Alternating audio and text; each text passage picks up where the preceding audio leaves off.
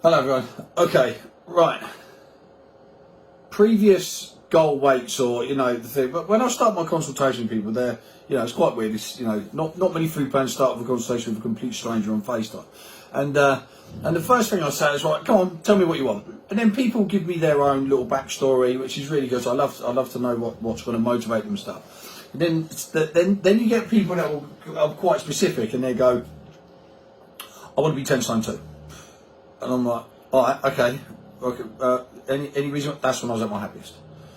I'm like, what? Okay, I need a bit more explanation. Well, I was 10 stone 2 and I was really happy. I was like, all right, do you want to let me know when you were 10 stone 2 or what was going on? And then people go, all right, 10 years ago, I had a 2-week holiday over in Greece. It was me and my pals. Or they go, oh, that was my wedding. And I'm like, all right, so I'm guessing that both those events have led you to be quite motivated. It was a really happy period of your life. One, you're getting married, and two, you're going on holiday with your friends. So I'm guessing now, then there was no kids, maybe, no mortgage, no stress, not much going on really in terms of responsibility, as opposed to most people now as you get older, kids, family, mortgages, all that kind of stuff. And they were like, yeah. I'm like, do you think it was the weight that was making you happy, or the fact that life was a lot easier then? I'm not saying your life's not unhappy now, but your weight's making you unhappy. But now you're transferred all this back onto a certain weight, when it was in fact probably a period in your life that was particularly happy. Especially the brides, because nothing's more motivating than losing weight for a wedding.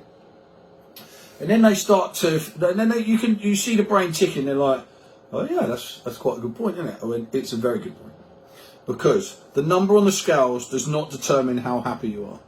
Most of the time, it will determine how very unhappy you are, because you are putting everything on that. You cannot see the wood for the trees, because that's all you're concentrating on. You will try to restrict.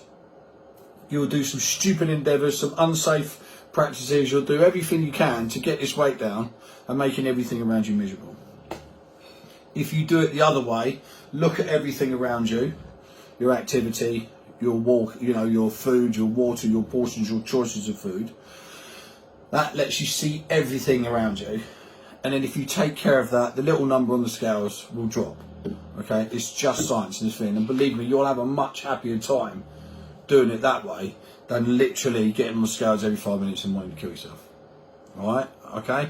So this is when people say to me, Scott, and I said, listen, the reason why I've asked you to go away, because I wanted to know what made you say that and your motivation. Things are a bit different now. 10 years ago, I'm a different human being than I was 10 years ago, with my responsibilities, with my choices of food, with my activity, what I do in my spare time, etc. So it's completely different. So it's impossible to compare yourself with 10 years ago, unless you're in exactly the same position. All right? Okay. Now, I want to teach you how to eat for you. Not a generic food plan, not a calorie counting food plan. Okay? Nothing so particular that you're weighing food every 5 seconds. All right? I would like to teach you how to portion control for yourself. Move in the right way. If you don't exercise, that's fine. I think it's a lot easier if you just walk to lose weight. Then when you get to your desired weight, add in exercise. I'm not a fan of doing it all at the same time. I think it's too hard on the body. And if you over-exercise, your body will ask for food. All right, okay? If your body is constantly asking food and you're trying to eat less to lose weight, it's like falling in reverse gear at the same time. All right, okay? I've expressed this feeling. It's the backbone of my plan. Please. If you are unhappy about your weight, let's make you happy first in the choices that you make, and how your health will be, will be improved massively, and then your weight will come down. And then once you concentrate on that, your weight will come down, and then you'll be happier in yourself. Not because the weight's come down, because you're making yourself feel better. You could lose weight and make yourself extremely miserable, or you could do it very healthily and have, a pretty cool time doing it. We try and make it fun. If you fall off plan, no, so what? Who cares? Everyone does. Yeah, everyone makes mistakes. One bad meal cannot ruin a food plan. Okay, a lot of food plans are designed for you to come on and come off, and come on and come off. Okay, I'm not standing there saying everyone that comes on with me learns it and comes back. The accountability aspect of the plan is key, and some people enjoy that and they come back on. Right, or because people realise it, to lose weight, you can lose weight, but you're not going to stay at that weight forever. So many variables outside of just what you eat: stress, sleep deprivation, hormones, blah blah blah. Everyone's going about it. I don't need to reiterate that.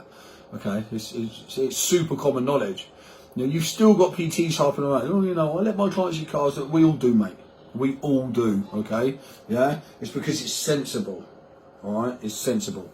Look, if you want to learn how to eat, if you want to make a big improvement and you're not looking down on a small step that weighs yourself to look for that improvement, where you can actually look up and look around you and have a good time with your family and enjoy yourself and be fit and healthy, then we are the plan for you. Have a good day, man.